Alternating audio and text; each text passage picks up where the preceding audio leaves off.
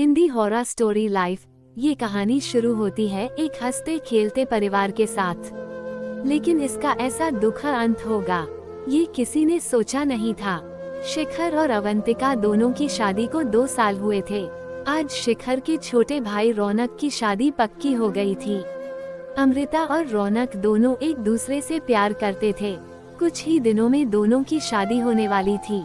रौनक और शिखर के माता पिता बचपन में ही चल बसे थे। शिखर ने छोटी उम्र से ही काम करना शुरू कर दिया था। उसका एक ही सपना था, अपने साथ साथ रौनक को भी पढ़ा लिखा कर काबिल बनाना। शिखर का सपना आज पूरा हुआ था। रौनक एक बहुत बड़ी कंपनी में मैनेजिंग डायरेक्टर बन गया था। आज अमृता, जिसे वो बहुत चाहता था, वह भी उसकी जिंदगी में आने वाली थी। शिखर, अवंतिक और रौनक तीनों अमृता के घर बैठे थे। शादी की बात कर रहे थे। सारी बातें तय हो जाने के बाद तीनों उठकर खड़े हो गए। शिखर ने अमृता के पापा से कहा, अंकल आप शादी की तारीख निकलवा लीजिए, और हाँ, हम शादी बहुत ही सिंपल करना चाहते हैं, तो ज्यादा परेशान मत होना। शादी का सारा इंतजाम मैं देख लूंगा। अमृता के पापा जगवीर जी ने कहा, बेटा तुमसे बात करके तो मेरा मन ही हल्का हो गया। तुम चिंता मत करो, मैं सब कर लूंगा। शिखर ने अवंतिका की ओर इशारा किया। दोनों विदा लेकर चल दिए।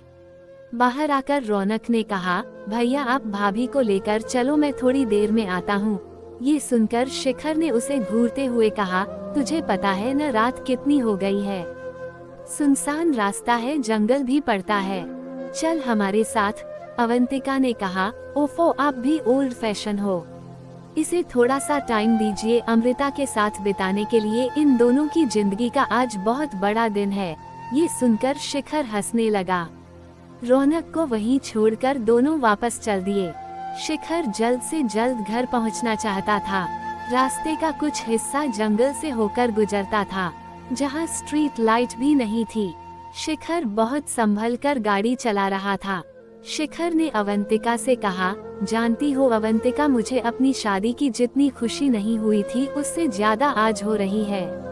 आज ऐसा लग रहा है जैसे मेरा सपना पूरा हो रहा है। मैंने रौनक को अपने बेटे की तरह पाला है।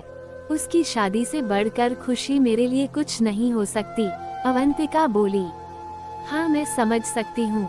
मेरे पापा ने जब मेरी शादी पक्की की थी तो वो भी कितना खुश थी। आज तुम वही खुशी महसूस कर रहे हो। तभी गाड़ी को तेज झटका लगा, जैसे गाड़ी किसी चीज से टकराई हो। शिखर और अवंतिका घबरा गए। शिखर ने फटाफट ब्रेक लगाए। अवंतिका की चीख निकल गई। शिखर ने कहा, पता नहीं, शायद कोई जंगली जानवर होगा। मैंने बातों के चक्कर में ध्यान से देखा नहीं। मैं उतर कर देखता हूँ। अवंतिका बहुत डर गई थी। उसने कहा, नहीं तुम नीचे मत उतरो, चलो यहाँ से फटाफट। शिखर भी घबरा गया था, लेकिन फिर भी उसने कहा, उतरकर तो देखना पड़ेगा, कहीं कुछ गाड़ी के नीचे न फंसा हो। गाड़ी को कितना नुकसान हुआ ये भी देखना पड़ेगा। वो अवंतिका से बात कर ही रहा था, तभी अवंतिका सामने शीशे में देखकर चीख पड़ी। उसे देखकर शिखर ने पीछे मुड़कर देखा। एक आदमी खून से लथपथ सड़क पर खड़ा था और अपने आप को घसीटता हुआ उनकी ओर आने की कोशिश कर रहा था। वह बुरी तरह जख्मी था। शिखर और अवंतिका बुरी तरह घबरा गए।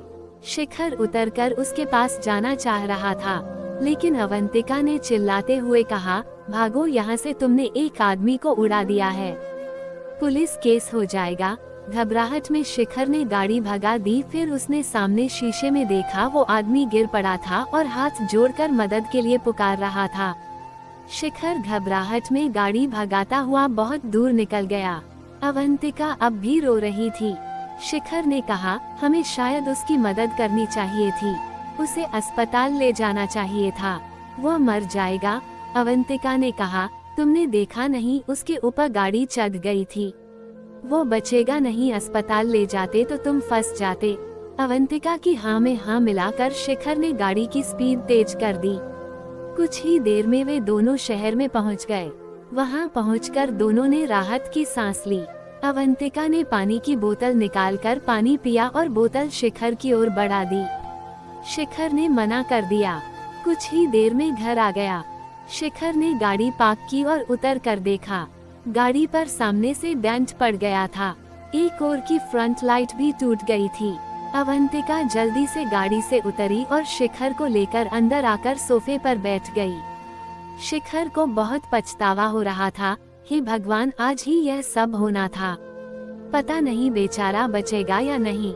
अवंतिका बोली, शिखर अब इस बात को भूल जाओ। उसे बचाने के चक्कर में तुम्हें पुलिस पकड़ लेती और हम सब का क्या होता। शिखर ने अवंतिका की बात में सहमति जताई, लेकिन उसका मन अंदर से उसे कचोट रहा था। बार बार वही दृश्य दिख रहा था। खून में लथपथ आदमी उठकर किसी तरह उनकी ओर आ रहा था। फिर वह गिर पड़ा और जमीन पर पड़े पड़े हाथ जोड़ रहा था। शेष आगे।